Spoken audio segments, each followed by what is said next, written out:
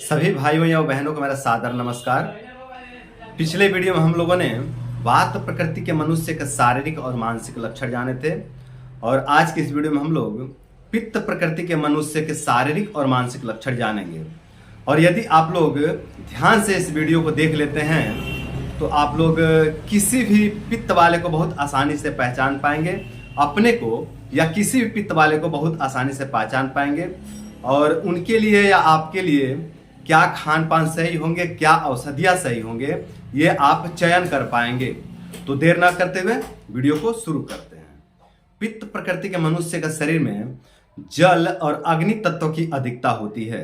हम लोगों ने वात प्रकृति वालों में देखा कि वहाँ वायु और आकाश तत्व की अधिकता है, उनमें वायु और आकाश तत्व की प्रधानता है, लेकिन यहाँ पे पित्त वालों में जल और अग्नि तत्व की अधिकता है। और जल और अग्नि तत्व की अधिकता के कारण इन्हें बहुत ज़्यादा गर्मी लगती है, इन्हें गर्मी सहन नहीं होता, इन्हें गर्म खान पान से बहुत दिक्कत होता है और इनके शरीर में पित्त एक्सेस रहता है, इनके शरीर में गर्मी एक्सेस रहता है, ज़्यादा रहता है। और इनके शरीर का जो रंग होता है वो गोरा होता है, पीलापन लिए हुए होता है या फिर ताम्र कलर का होता है, तांबे के जैसा कलर होता है। और चेहरे का जो रंग होता है वो थोड़ा सा लालिमा लिए हुए होता है, चेहरे पे एक लालिमा होता है, इसको हम तेज भी कह सकते हैं। पित्त प्रकृति वालों को पसीना ज्यादा आता है और इनका शरीर स्पर्श में उष्ण होता है, इन्हें पसीना ज्यादा आता है, गर्मी ज्यादा होती है, पसीना ज्यादा आता है और टच करने पे इनका शरीर गरम गरम महसूस होता है। अगर हम इनके शरीर को स्पर्श करें तो गर्माहट मिलती है, इनके शरीर में इनका टेम्परेचर थोड़ा सा बढ़ा हुआ रहता है। और वात वालों में देखेंगे तो उनका शरीर शीतल होता है, ठंडा होता है, अग्नि की कमी होती है, उनके अंदर अग्नि तत्व की कमी होती है। लेकिन यहाँ पे अग्नि तत्व की अधिकता है जिसके कारण इनका शरीर स्पर्श में उष्ण होता है, गर्म होता है।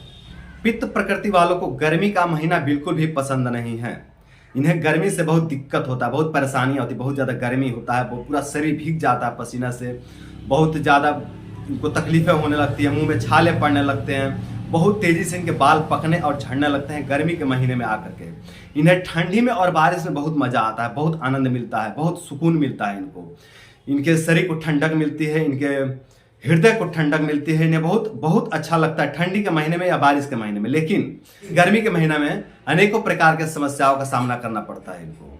पित्त प्रकृति वालों को भूख प्यास ज़्यादा लगता है, ये लोग ज़्यादा खाना खाते हैं और ज़्यादा पानी भी पीते हैं और बार बार पानी पीते हैं, इनका मुंह बार बार सूखते रहता है क्योंकि शरीर में अग्नि अधिक है, अग्नि की वजह से पानी जल जाता है और इनके जो पेशाब का कलर होता है वो थोड़ा सा पीलापन लिए हुए होता है।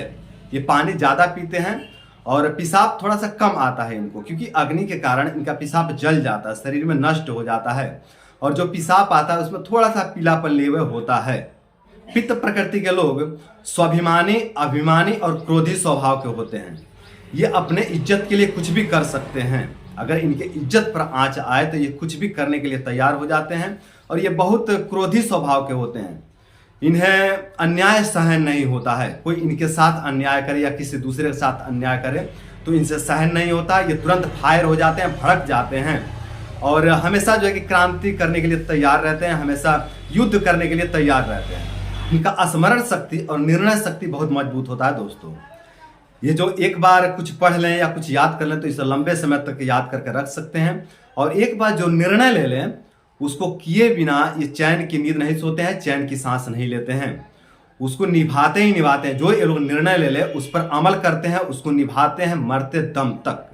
पित्त प्रकृति वालों के शरीर का बल, इनके शरीर की लंबाई और शरीर की मोटाई मध्यम होती है, न ये बहुत ज़्यादा लंबे होते हैं, न बहुत छोटे होते हैं, न बहुत ज़्यादा मोटे होते हैं, न बहुत पतले होते हैं, ये मध्यम शरीर वाले होते हैं, मध्यम बल वाले होते हैं। इनमें कुछ भी अति देखने को नहीं मिलेगा, ये बहुत बैलेंस में होते हैं। अगर शरीर की बनावट की बात करें तो इनका शरीर न बहुत ज़्यादा गठीला होता है न बहुत ज़्यादा ढीला होता है, मध्यम टाइप का शरीर होता है, मतलब बहुत ज़्यादा ढीला ढाला भी नहीं होता और बहुत ज़्यादा कसैला शरीर भी नहीं होता, मतलब बहुत ज़्यादा कसा हुआ शरीर भी नहीं होता है, एक सॉफ्ट शरीर कह सकते हैं या मुलायम शरीर कह सकते हैं। इनकी आंखें छोटी, पतली और सुंदर होती हैं, इनकी आंखें जो होती है छोटी होती है, बहुत बड़े बड़े आंखें इनके नहीं होते हैं और पतली होती हैं, पतली सी होती हैं और बहुत सुंदर होती है, तेजस्वी आंखें होती हैं। और सूर्य की तेज किरण लगने पे, लाइट लगने पे, कहीं से कुछ रोशनी लगने पर इनकी आंखें छोटी हो जाती हैं, बहुत मतलब एकदम ऐसा देखने लगते हैं, छोटी हो जाती हैं आंखें, और आंखों से पानी आने लगता है। मतलब इन्हें तेज किरण बर्दाश्त नहीं होता है, धूप बर्दाश्त नहीं होता है, या फिर अग्नि इन्हें बर्दाश्त नहीं होता है। पित्त की अधिकता होने के कारण इनकी आंखों में एक चमक होती है, तेज होती है, आंखें बहुत इनकी सुंदर होती है पित्त की अधिकता के कारण, क्योंकि जो आंखें हैं ये पित्त की स्थान है दोस्तों। तो पित्त का प्रभाव यहाँ भी दिखाई पड़ता है, और इनकी आंखों का जो रंग होता है वो थोड़ा सा पीलापन लिए हुए होता है, या फिर थोड़ा सा लालिमा लिए हुए होता है।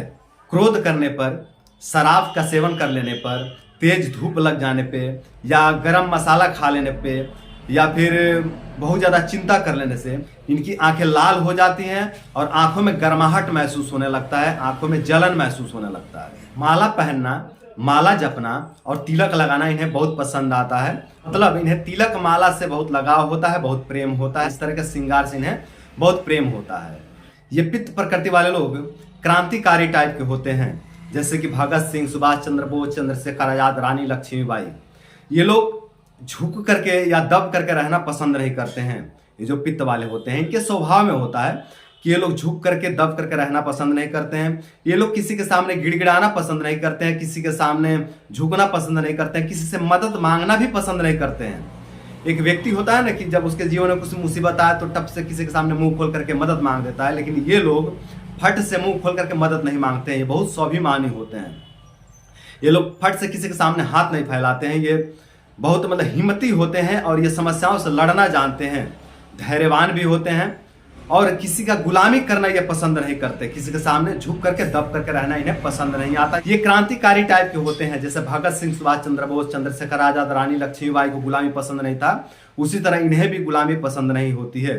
या ये कहें कि भगत सिंह, सुभाष चंद्र बोस, चंद्रशेखर आजाद, रानी लक्ष्मीबाई ये लोग भी पित्त प्रकृति वाले ही थे। इनके दाढ़ी, मूछ और सर के बाल बहुत तेजस्वी और चमकीले होते हैं, लेकिन पित्त की अधिकता के कारण बहुत कम उम्र में ही इनके बाल पकने और झड़ने लगते हैं। ये समस्या इनके साथ होती है कि पित्त की अधिकता के कारण, गर्मी के कारण इनके शरीर में एक्सेस गर्मी रहती है, एक्सेस पित्त होता है, एक्सेस गर्मी होता है, जिसके कारण कम उम्र में ही इनके बाल पकने या झड़ने लगते हैं। और कई जन में तो जन्म से ही इनके बाल सफ़ेद होते हैं, देखने को मिलता है। कई जन में देखने को मिलता है कि जन्म से ही उनके बाल सफ़ेदी लिए होते हैं, या फिर लालिमा लिए हुए, या फिर भूरे कलर के होते हैं। पित्त प्रकृति वालों के हाथ, पैर तथा शरीर में रोम या बाल कम मात्रा में होते हैं। जो इसको रोमा कहते हैं, जिसको बाल कहते हैं, रोमा कह लेते हैं, रोम कह लेते हैं, वो बहुत कम मात्रा में पाया जाता है पित्त वालों के शरीर में। और यही जब कफ वालों का मैं वर्णन करूंगा तो उसमें देखिएगा उनमें बहुत ज़्यादा मात्रा में बाल पाया जाता है कफ वालों में, लेकिन पित्त वालों में और वात वालों में इनके शरीर में रोम या बाल बहुत कम मात्रा में होते हैं। दाढ़ी के बाल, मूंछ के बाल और सर के बाल तो ठीक होते हैं, भरपूर मात्रा में होते हैं, लेकिन इनके बाकी शरीर में रोम या बाल बहुत कम मात्रा में पाए जाते हैं। जो स्त्रियां पित्त प्रकृति वाली होती हैं उन्हें मासिक धर्म से जुड़ी हुई समस्याएं होने लगती हैं, जैसे कि ज़्यादा मात्रा में मासिक धर्म आना, और थोड़े ज़्यादा समय तक मासिक धर्म रहना, 1-2 दिन ज़्यादा दिन तक मासिक धर्म रहना, और समय से पहले मासिक धर्म आ जाना, ज़्यादा मासिक धर्म में ज़्यादा पीरियड आना, मतलब ज़्यादा ब्लीडिंग होना, और मासिक धर्म के समय में शरीर में ज़्यादा दाह होना, गर्मी होना, और शरीर में थोड़ी सी खारिज खुजली होना। इस तरह की समस्याएं इनको परेशान करती हैं।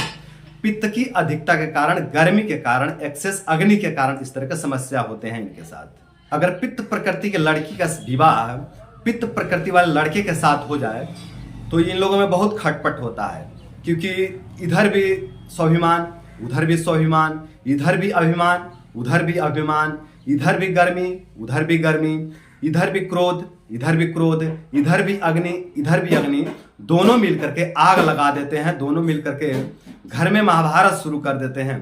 तो देखिए दोस्तों, अगर इस तरह की समस्या आ जाए जीवन में कि पति पत्नी दोनों पित्त वाले हो जाएं, तो तुरंत अध्यात्म से जुड़ जाना चाहिए, तुरंत संत महात्माओं से जुड़ जाना चाहिए। ऐसा करने से दोनों का मन शांत हो जाता है, और जब दोनों का मन शांत हो जाता है तो घर गृहस्थी सुंदर हो जाता है, और जीवन सुंदर, सरल और सफल बनने लगता है। तो घर गृहस्थी में कोई दिक्कत नहीं आती है। पित्त का जो प्रभाव है ये देखने को नहीं मिलता है, पित्त का प्रभाव कम हो जाता है, शांत हो जाता है। पित्त प्रकृति वालों का स्वभाव बाघ, भालू और बानर के जैसा बतलाया गया है। मतलब ये साहसी होते हैं, निर्भय होते हैं, निडर होते हैं। इनके अंदर डर नाम का चीज नहीं होता है।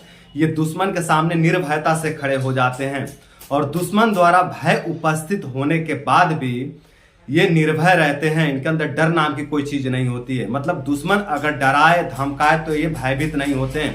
ये भयभीत होकर घर में नहीं भागते हैं, ये भयभीत होकर के मैदान नहीं छोड़ते हैं, डट करके सामना करते हैं उस भय का, उस दुश्मन का।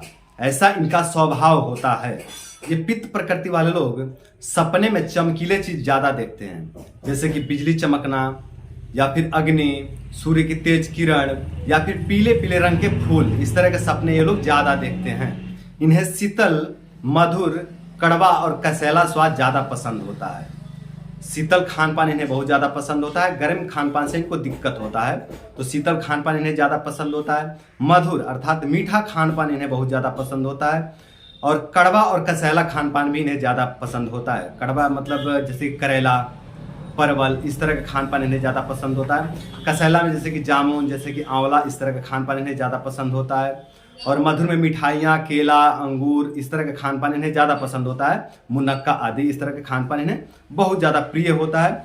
लेकिन गर्म खान पान जैसे कि मिर्च, नमक, तेल, मसाला, दारू, शराब, इस तरह के खान पान से इन्हें द्वेष होता है। इस तरह के खान पान इन्हें प्रिय नहीं होता है, इन्हें अप्रिय लगता है ये सब खान पान। और गर्म खान पान से इन्हें बहुत दिक्कत भी होता है। और यही शीतल खान पान से, ठंडे खान पान से और मधुर, कड़वा, कसैला खान पान से इन्हें बहुत तृप्ति मिलती है, बहुत अच्छा महसूस होता है इस तरह के खान पान से। और गर्म खान पान लेने के बाद इनके शरीर में अनेकों प्रकार की समस्याएं उत्पन्न होने लगती है। बहुत तेजी से बाल झड़ने लगते हैं, बहुत तेजी से बाल पकने लगते हैं, आंखों में दाह होने लगता है, पेट में जलन होने लगता है, छाती में जलन होने लगता है, कच्ची डकारें आने लगते हैं और शरीर में खुजली शुरू हो जाता है, शरीर में जलन शुरू हो जाता है। इस तरह के पित्त से संबंधित 40 प्रकार के रोग शुरू हो जाते हैं इनके शरीर में गर्म खान पान के सेवन से। तो गर्म खान पान से इन्हें दिक्कत होता है और ठंडे खान पान, कड़वे, कसैले और मधुर खान पान से इन्हें बहुत प्रेम होता है। और इस तरह के खान पान इनको करना भी चाहिए, इनके लिए फायदेमंद भी है। जो शीतल खान पान है, मधुर खान पान है, कड़वा और कसैला खान पान है, इससे इनकी जीवनी शक्ति बढ़ती है, इनकी जीवन की रक्षा होता है, इनके ओज की तेज की वृद्धि होती है।